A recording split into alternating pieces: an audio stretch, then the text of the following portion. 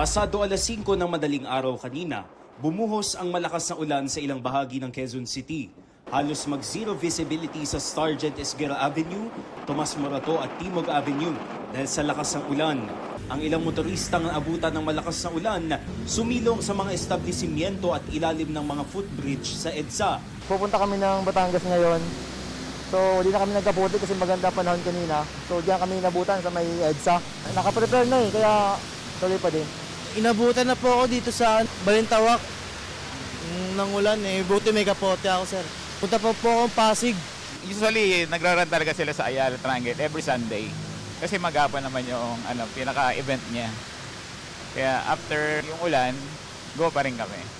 Sa monitoring ng MMDA, gutter deep na baha ang naiulat sa EDSA Central Terminal northbound pero mabilis naman itong humupa.